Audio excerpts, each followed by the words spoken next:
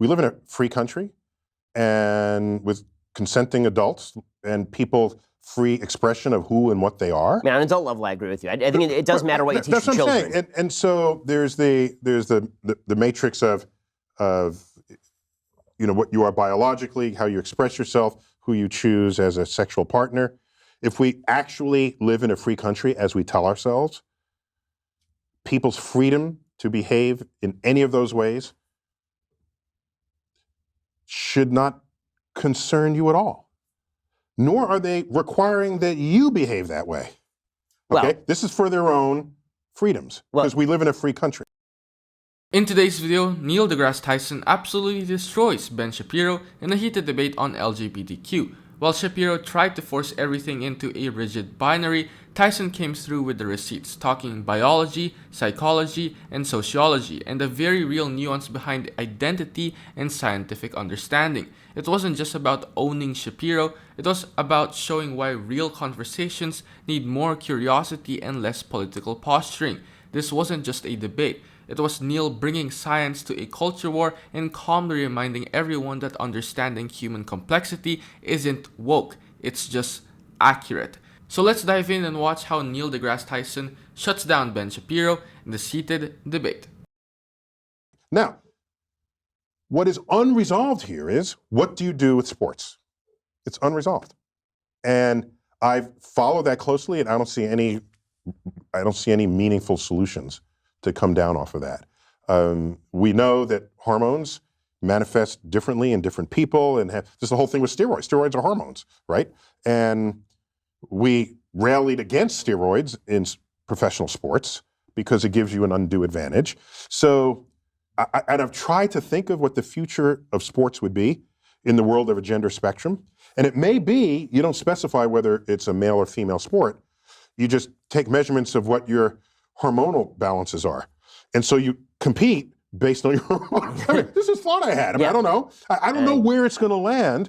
The WNBA won't be in business for very long if that's the case. It would just be, you'd have to find some way to compete people against each other if you still care that sports is an interesting activity. I guess the area where it does come up in a non-sports area. Yeah, tell me, 'cause I don't know. So it would be, you talk in your book about the education of children and teaching children about science. And right now, children are being taught about the quote-unquote gender spectrum, which is not scientifically based. That is a theory-based idea. No, wait, hold on.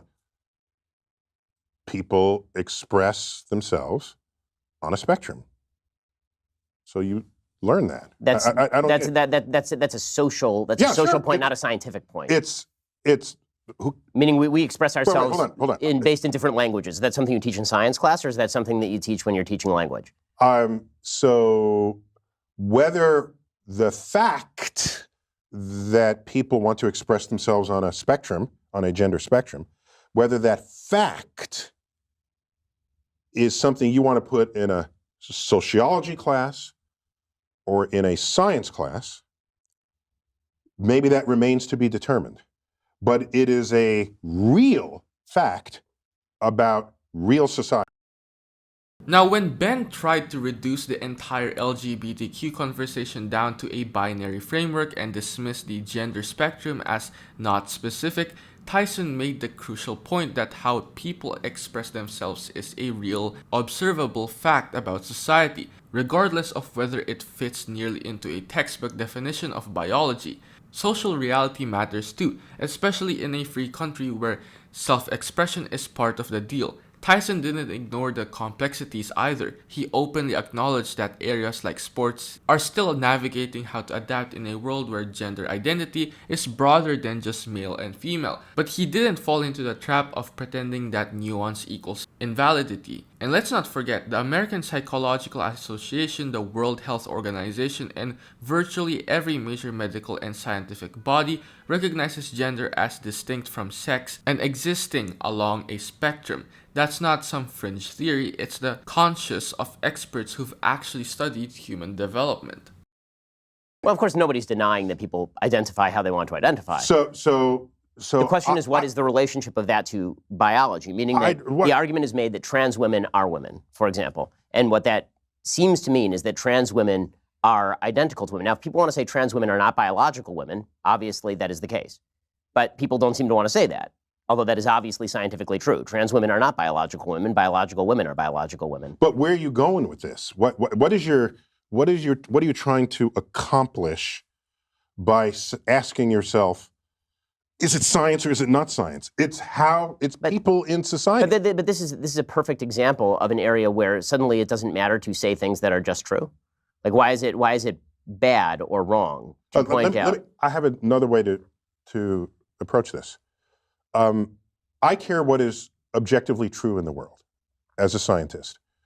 But let me not say even as a scientist. I just simply care what is objectively true.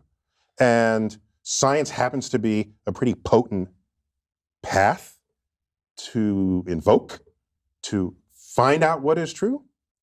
And so if people express themselves on a gender spectrum, and that is an actual thing in an actual society, if we have not fully explained that scientifically, that's an interesting frontier to study. If you want to say it's only sociological, then it's the purview of the social sciences. I don't care who studies it. It's an interesting fact about society that's worth learning about. To fight someone and say, it's not biological, it's just it's real and it's there. Well, because it's real because it manifests. But it is real because it manifests. But the question of how to classify manifestation is a scientific question, meaning that, for example, there was a woman over at Brown University. She came out with a study that suggested that there was a phenomenon called rapid onset gender dysphoria, in which a member of a particular group would suffer from gender dysphoria, and this person's immediate peer group would suddenly have an onset of gender dysphoria. This paper was so controversial that Brown tried to pull it, and then was forced to reassign it later. You see this sort of treatment. That's a different question. What you're asking now is, are there some topics that should not be studied scientifically? Right. And is there some taboo? And Sam Harris speaks a lot about this. Yes. And I think the concern is, if you study some topic that's a hot button topic and you bring scientific methods and tools to it, we don't trust, I'm interpreting here, I think we as a society don't trust that people in charge in a free country won't try to legislate something that will constrict people's freedoms in the face of that information. I think that's the fear.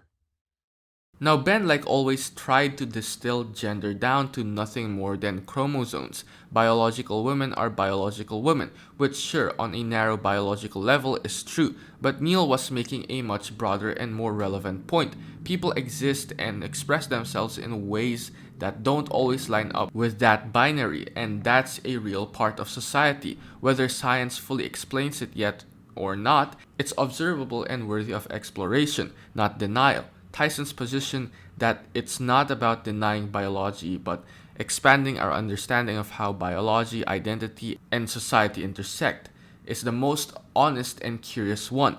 And he's right. If something is happening in the world, whether it's gender identity or social trends, it's not anti-science to acknowledge it. In fact, it's scientific to ask how and why, not shut down the conversation down with reductive labels. Also, for some context, the rapid onset gender dysphoria paper that Ben brought up has been heavily criticized for its flawed methodology. It relies on surveys of parents recruited from anti-trans forums, not the individuals experiencing dysphoria themselves. That's not rigorous science, that's bias posing as research. It's not surprising that the academic community flagged it. Well, isn't that... It's a fear. I mean, and isn't that... We don't trust our own ability to govern ourselves in the face of what could be some information relative to other kinds of information. Isn't that a bit of a problem? Yes. Yeah. It's not. It means it's not a free society. It's not a society of free inquiry, which I think you need ultimately. But yeah. My general take on all of this stuff, from climate change to gender dysphoria to all of these issues, is bring out the science and then let's hash it out. I think that the problem I'm seeing on a lot of sides is, what is your motivation? Why? Right. Why does that matter? It matters because if you have political power, you could end up creating legislation that subtracts freedoms from people who previously were enjoying the same freedoms as you. The history of that exercise Then make a better argument. doesn't end well. Well, but the history of which exercise? Bring out all the science and let's hash it out? I'm saying if you bring out all the science and the politicians hash it out, the history of that exercise is a recipe for disaster if it involves discoveries that put people's freedom as defined in our Constitution at risk.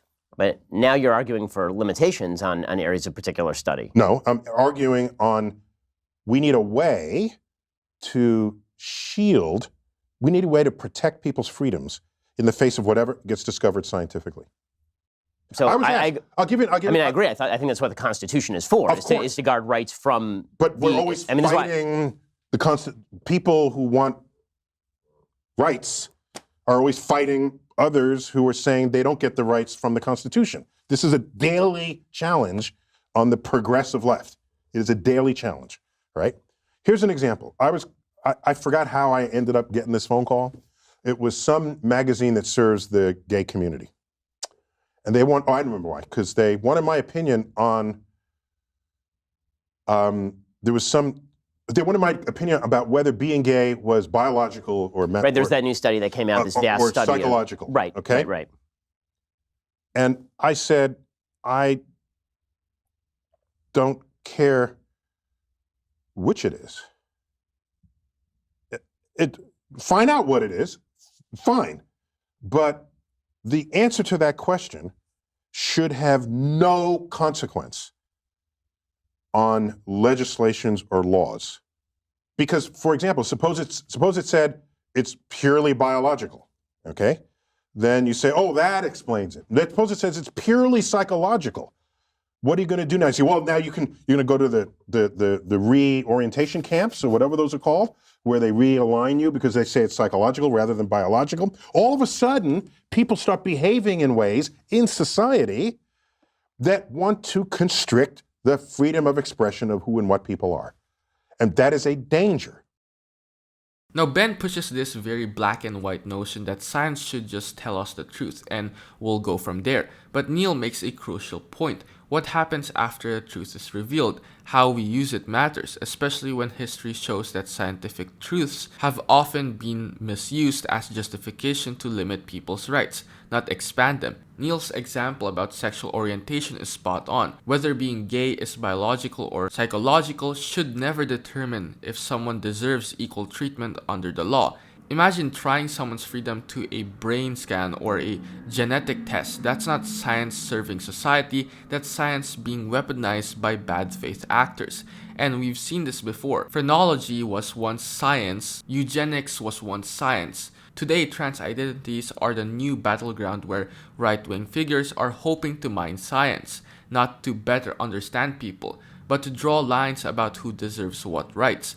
Neil's larger point is that in a truly free society, scientific discovery must be buffered by constitutional rights and empathy. You don't strip rights from someone because their biology or psychology doesn't fit your framework. That's not truth. That's authoritarianism dressed in a lab coat. Pause. Are you getting tired of getting half the story from biased news sources? One outlet says one thing and another says the complete opposite. How are you supposed to know what's actually true? That's where ground news comes in. It lets you compare how different media outlets, left, right, and center are covering the same story. So you can see the full picture instead of just the echo chamber. And here's the best part. Click the link in the description and get 40% off the Vantage tier, which gives you even deeper insights into media bias and political trends. Stay informed, think for yourself, and check out ground news in the description down below.